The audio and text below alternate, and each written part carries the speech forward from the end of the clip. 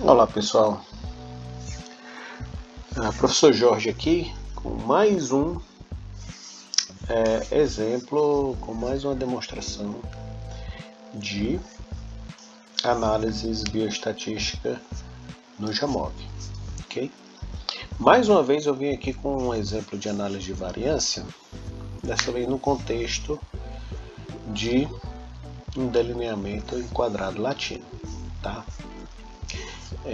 O quadrado latino ele é aplicado quando eu tenho dois fatores que possam interferir, que interferem na minha variável resposta, mas que não são do meu interesse, tá? Então eu devo efetuar o bloco, devo fazer o controle de dois efeitos, tá? Para que eu possa ter uma maior precisão na conclusão sobre o efeito que eu realmente quero estudar. Tá? Então vamos aqui para um exemplo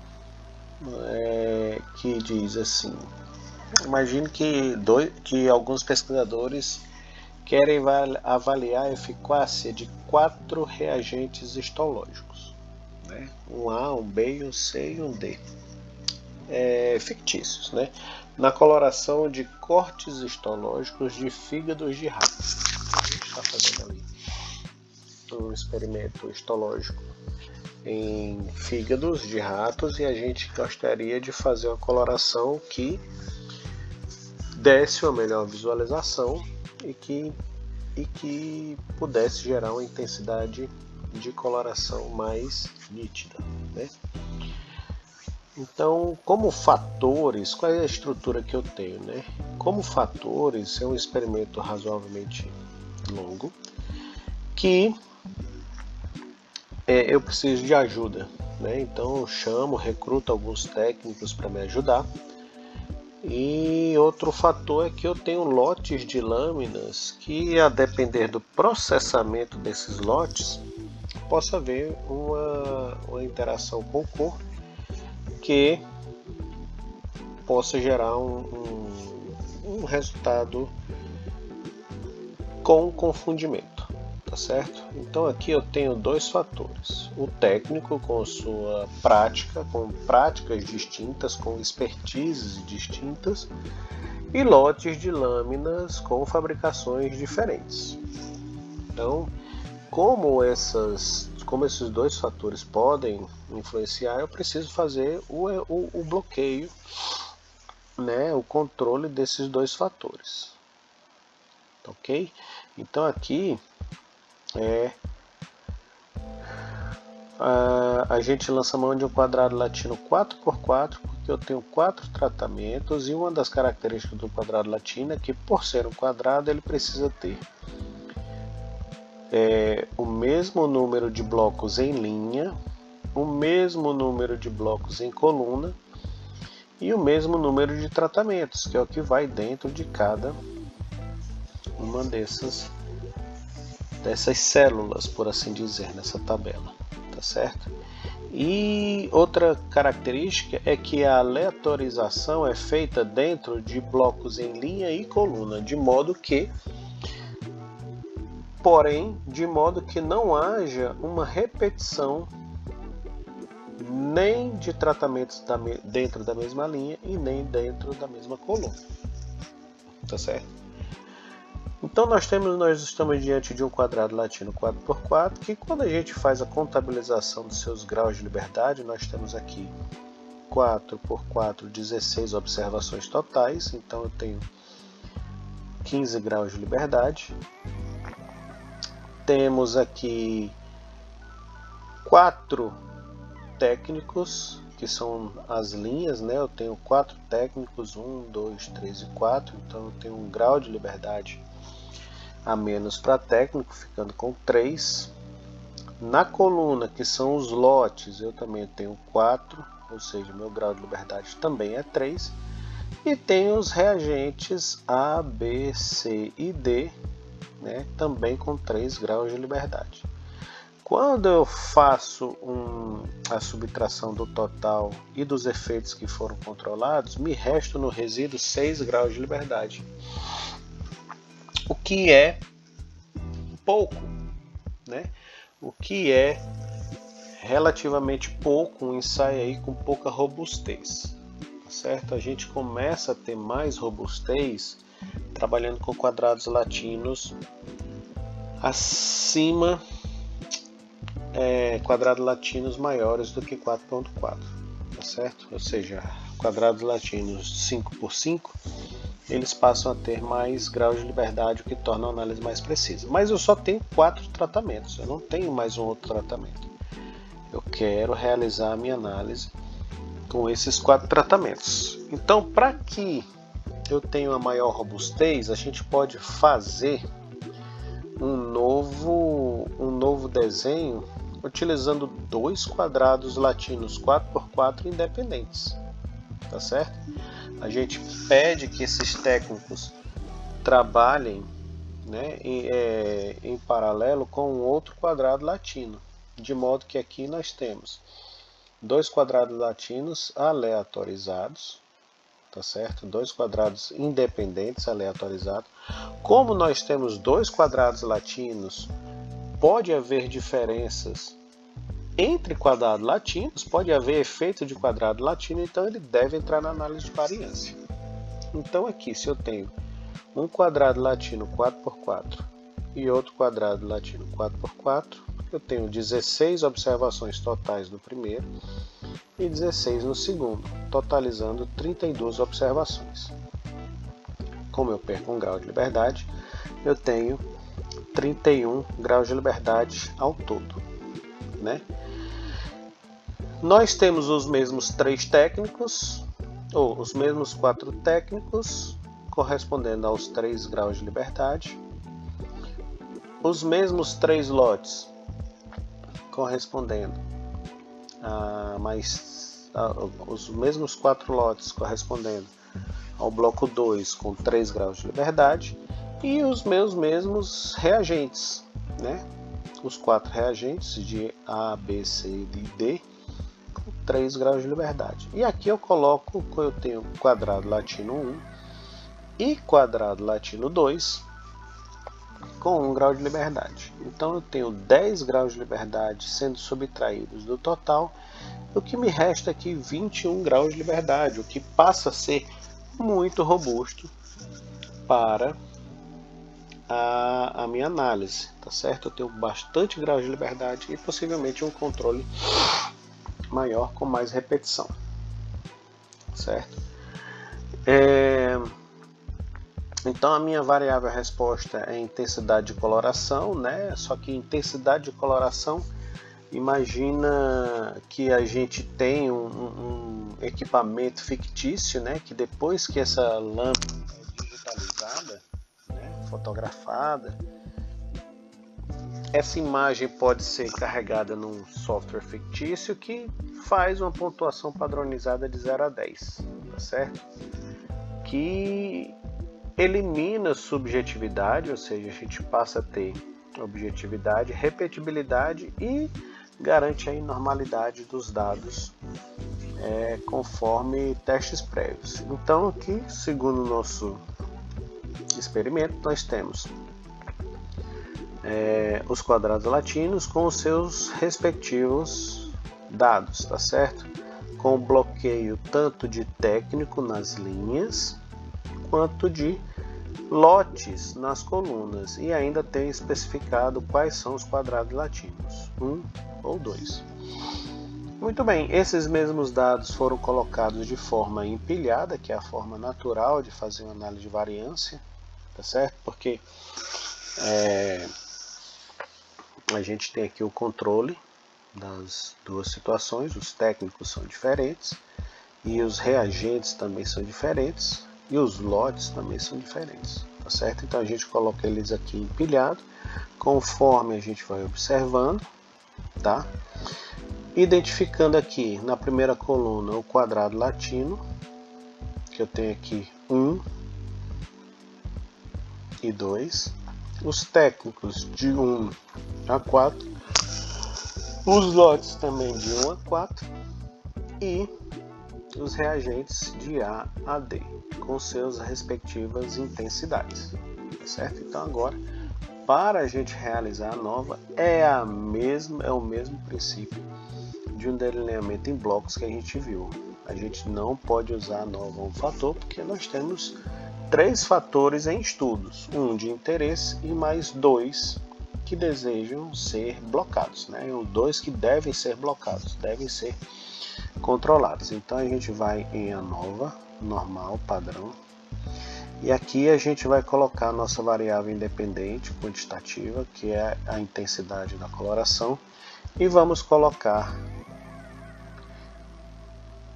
o reagente, o lote e o técnico. Aqui, mais uma vez, a gente vai ter aquele problema porque nós já temos todas as interações existentes, tanto de reagente com lote, quanto de reagente com técnico, quanto de lote com técnico, quanto de reagente, lote e técnico.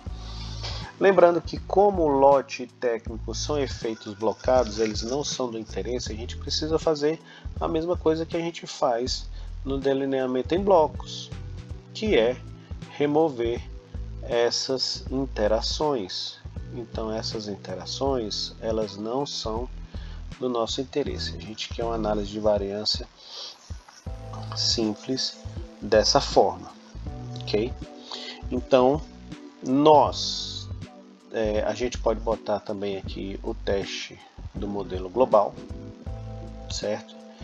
E também podemos botar o eta quadrado para ver o tamanho de efeito de cada um dos elementos. Então, numa primeira análise, a gente tem,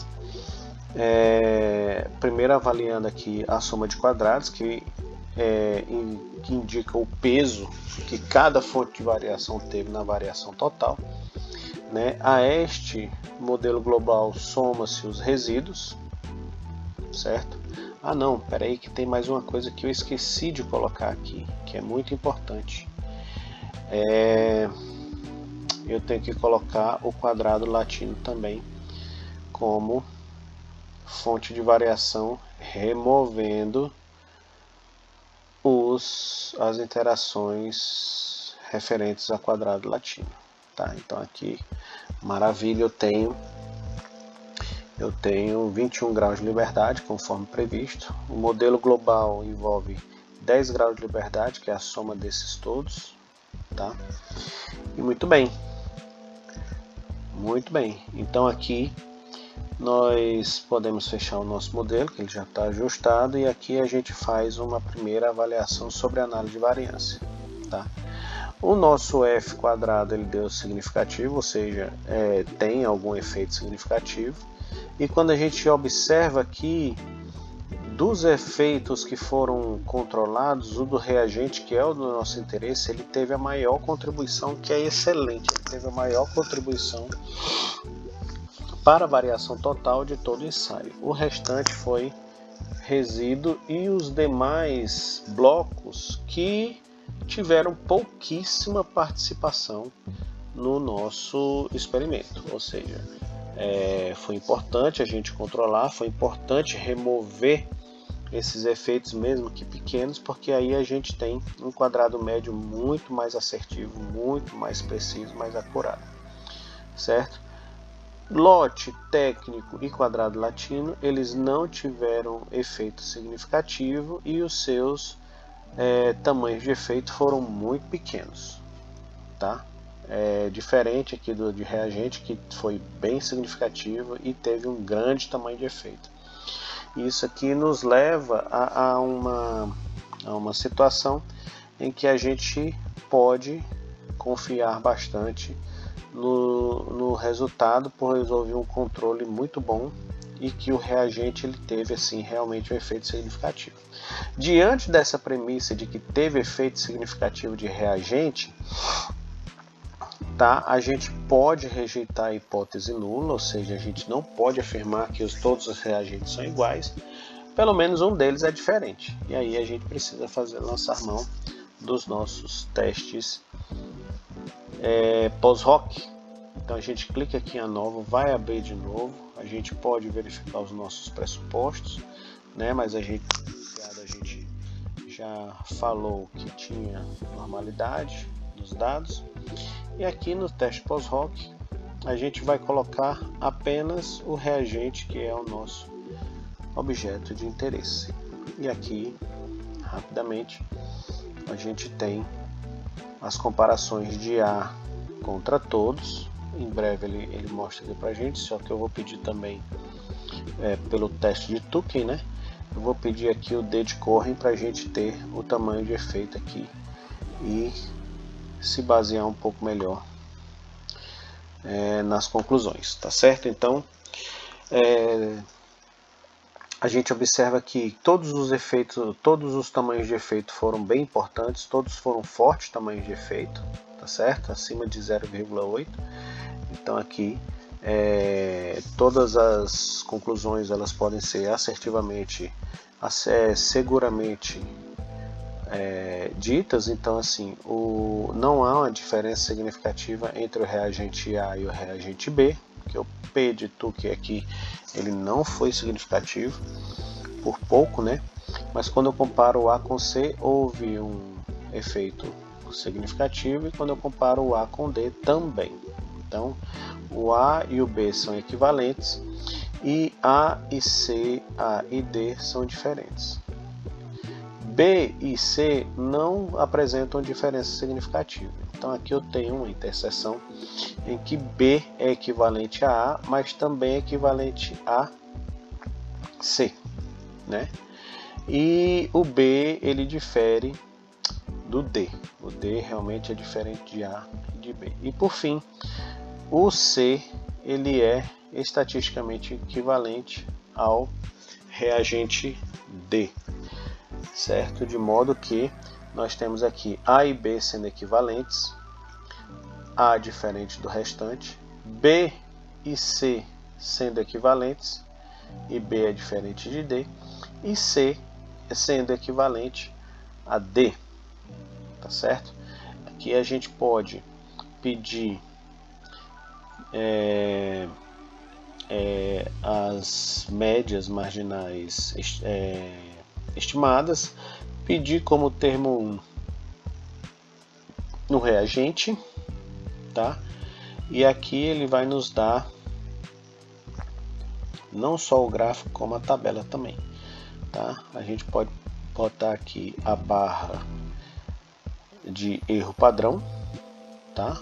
Você pode colocar o erro padrão ou intervalo de confiança, por default ele vem intervalo de confiança, e a gente põe os valores observados, certo?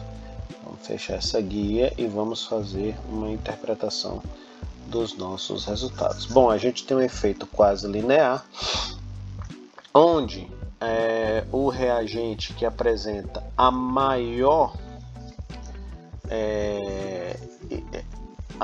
coloração é o reagente D, sendo estatisticamente equivalente ao reagente C, mas diferente dos demais, tá certo? E aqui o reagente C ele é equivalente tanto a D como a B, mas diferente do reagente A. E reagente B e A eles são estatisticamente equivalentes. O que apresenta menor intensidade de coloração é o reagente A, e o que apresenta maior intensidade de coloração é o reagente D, havendo interseção entre esses demais, possivelmente devido a esses valores aqui um pouco mais discrepantes, tá? Mas sem sombra de dúvida o melhor reagente é o reagente D, tá certo? Que pode ser confirmado aqui com suas médias colocadas de forma crescente, ok?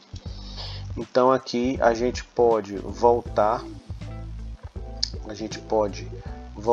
para a nossa hipótese, os reagentes são diferentes, e numa avaliação nós temos que o reagente D é o que apresenta a maior intensidade de coloração, possivelmente a nossa resposta. Como uma intensidade equivalente, mas também correndo o risco dele ser ora semelhante ao melhor, que é o D, e ora semelhante ao terceiro colocado, que é o B, a gente pode lançar a mão aqui do reagente C, tá certo? Mas o reagente D passa a ser a nossa primeira escolha em reagentes para a avaliação das lâminas histológicas de fígado de rato. Ok, pessoal? Então, esse aqui foi o nosso teste de quadrado latino, só para mostrar a importância do controle, porque muito embora eles não tenham sido significativos, todos esses valores iriam parar no erro, o que poderia levar a uma interpretação errônea, tá certo? Então aqui a gente teve feito um experimento bem controlado e tivemos a conclusão aí a mais assertiva possível, ok? Então é isso, pessoal, espero que vocês tenham conseguido acompanhar e agora está com vocês, tá certo? Um forte abraço e até a próxima.